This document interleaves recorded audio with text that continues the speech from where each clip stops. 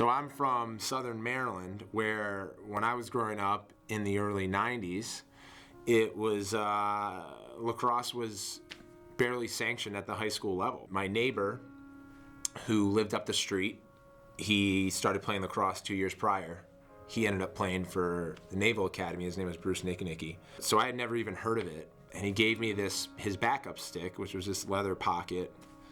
I didn't know the difference. And so I picked it up and I used it, and I just, signed up for the team. My parents signed me up, and Mom drove me to practice. And I think at the time, you practiced once a week and then you played. And so we probably practiced a couple of times. A lot of the old school conditioning of lacrosse, like run miles. No one runs miles anymore. It has no application in lacrosse. Everything is you gotta do stuff that you would do in a game. So we'd run and talk about girls and talk about class and stuff. And my first game, it's honest to God, it's a true story, is I was out running midfield, and I had huge shoulder pads. And my first time on ball, I caught a pass and I stepped in. We were playing this dirt field against Rockville, and we were in Montgomery Village. And I took a shot, and I couldn't figure out where the heck the ball went because it was behind me. And I'm like, where is it? And they go up in the other direction and score in transition. And, I think of it now as probably like a 4-on-3 break. What happened was the guy probably picked it up and just super cradled through everyone and dunked it on the goalie. But I turned around and was so embarrassed, and I ran off the field, and I wasn't running off crying. I was just like, I suck.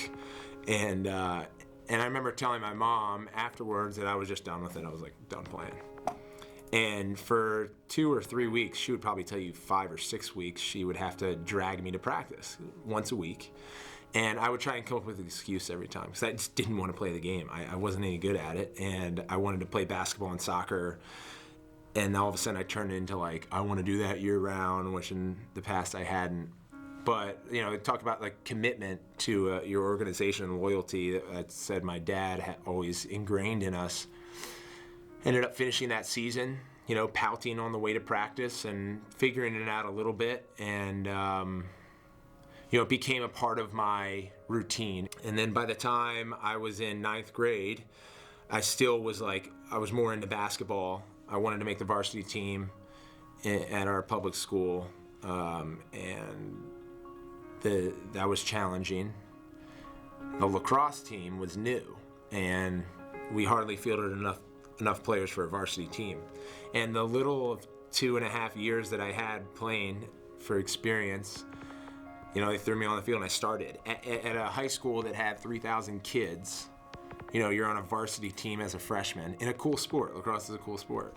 And so my confidence went through the roof. And I was playing in a league that was just started up, just sanctioned at the high school level.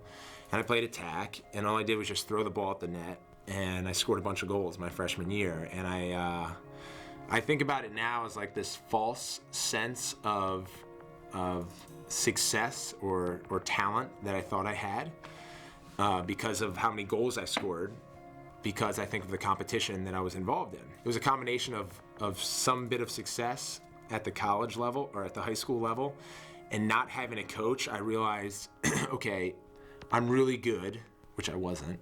I'm really good. I want to play college lacrosse because I think I can. I'm on this varsity team as a freshman. I'm really cool, which I wasn't. And we don't have a coach, so I need to put myself in a situation as I'm starting to mature, like I talked about, where I can get better. And so my parents started sourcing that out to local private school coaches, and because in Maryland, you don't have an option. You're a constituent of that public school. If you want to go somewhere else, you got to go to a private school. So this is the only option.